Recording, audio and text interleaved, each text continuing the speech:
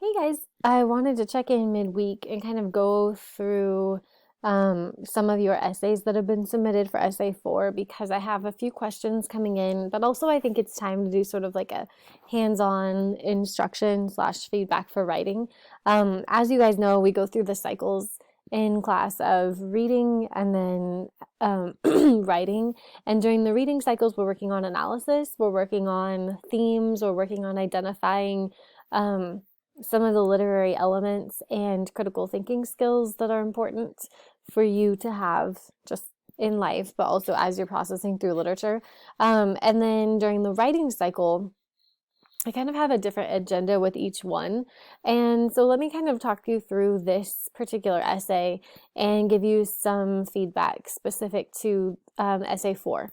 So with essay 4, um, obviously we aren't together, but even if we were, I probably would have still made it an in-class essay because one of the things I need to make certain that you understand by the end of the third quarter, which is last week, is I want you to be very familiar with um, and kind of fluid with the basic elements of an essay. So you need to be able to know, I know how to write a thesis statement.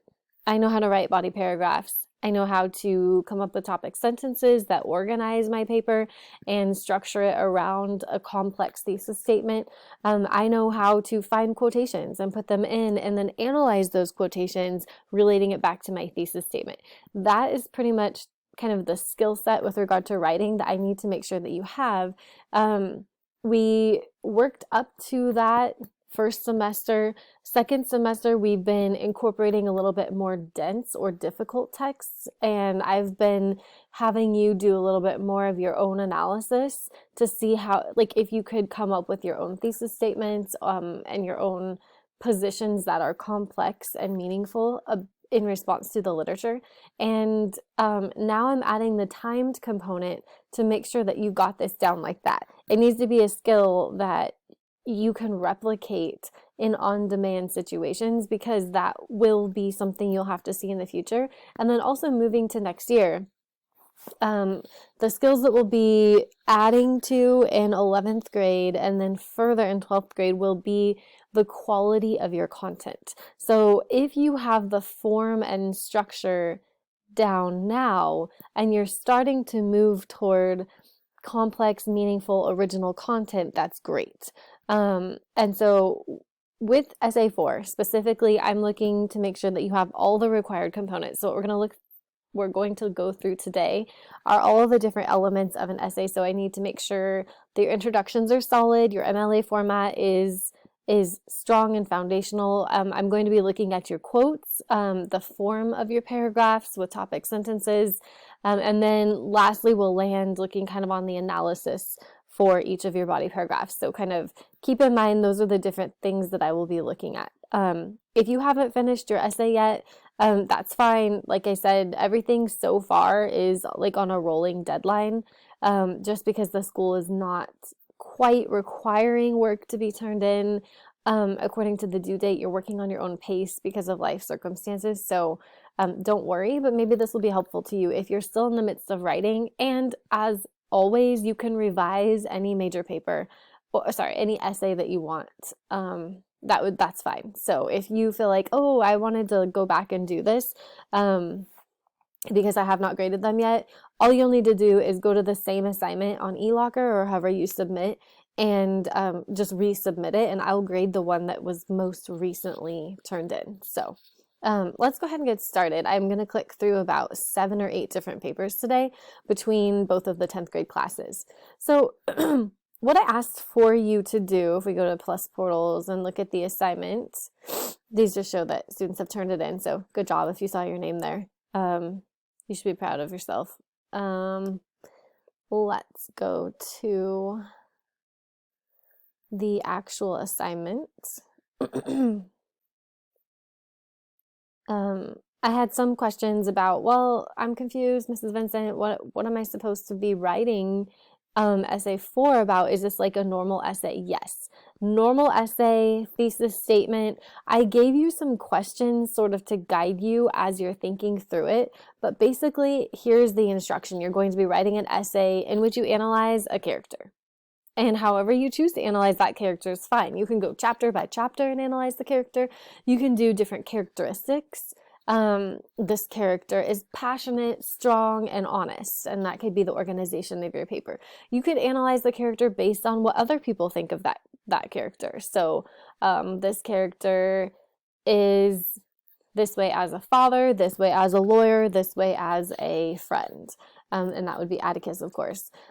Also, I gave you the option. You could look at it through the isms. Like, you could say Scout is a model for a feminist look at the text, and these are 3 ways. So again, that's where I'm giving you a little bit more creative license than I did at the beginning of the school year, where things were a lot more prescriptive, where I said, like, you need to argue this about Huckleberry Finn, or in Animal Farm, this character represents blank. Where now you have some freedom, some creative license to argue what it is that you'd like to as you analyze your character. So let's go ahead and see how different students approached this process. As usual, we'll just do a quick note on MLA formatting.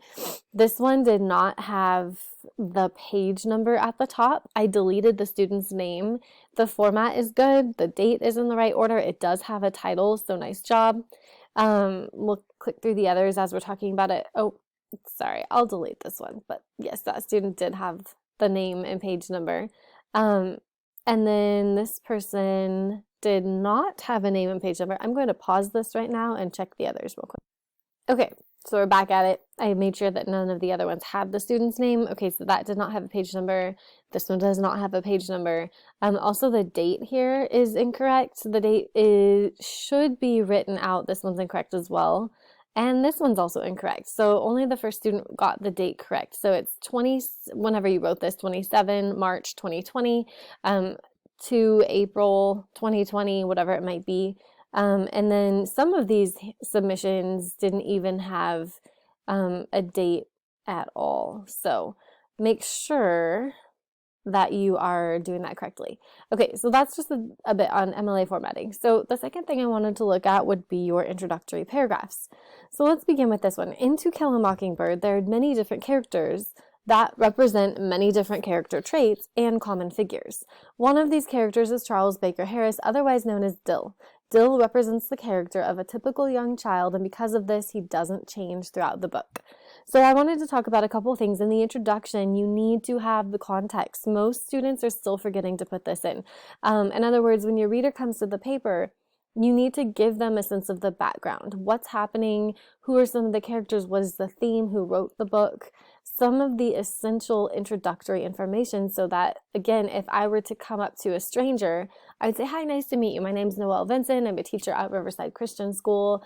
I am living in Yakima, Washington. I have a daughter. You give that information to help the person understand, okay, this is where I'm coming from. So it would be something simple like, this was written during it's a Depression era text. It was one of the only successful and Nobel Prize winning books from our author, and then you'd introduce some of the major themes that are relevant to your paper before launching into your content. I wanted to see, or just kind of point out that many of these papers do not include context. Now, I know this was supposed to be a quick write, like a 45-minute, but you still need to include at least one sentence of context. So this one says, almost all the characters of To Kill a Mockingbird are symbolic of something, and they change through the events of the novel. Sadly, there are many isms applied to these characters that are unjust and untrue. So we'll get to this content in a bit, but this one again doesn't give that context. Scout is one of the main characters, still not context. Jem is the son of Atticus Finch and the brother of Scout Finch. He's a boy of 12 at the beginning of To Kill a Mockingbird, and he loved to play around with his sister.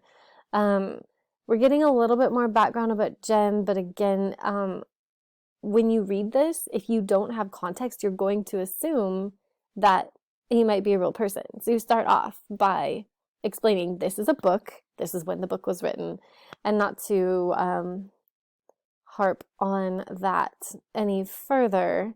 This one does a bit better job of contextualizing. To Kill a Mockingbird shows a society that applies the use of majority rule and how they are prejudiced and conform to the main thinking of society. It gives a little bit of background about what the student's going to be writing about. Okay, returning back to the beginning. Once you contextualize it, then it's important to kind of dive deep. So we think of it as sort of like the inverted triangle, from the general to more specific. You give general ideas about the book and you move more specific to the character. So this first one, it looks like it's analyzing Dill, or Charles Baker Harris. In To Kill a Mockingbird, there are many different characters that represent different character traits and common figures. One of these characters is Charles Baker Harris, otherwise known as Dill. So far, this is just kind of getting us to the point, and it's all working down to what is hopefully the thesis statement here, where they're going to make a claim about this is what my paper is arguing. Dill represents the character of a typical young child, and because of this, he doesn't change throughout the book. So what this student is arguing, there's only one point essentially being argued here, that Dill does not change. I don't know if that's what the student intended, but there's one argument. And if you go through this essay, the student writes about more than simply that Dill doesn't like to change. I would also be more specific here. Dill represents the characteristics of a typical young child in that he is playful, imaginative. This person says imagination, so you include that here, such as, being imaginative. If we move to the second one, curious. So he's has curiosity, he's playful. And look, the student actually writes that in their concluding sentence, but that really is important information for your thesis. So, I spelled that wrong. Imaginative, creative, and playful.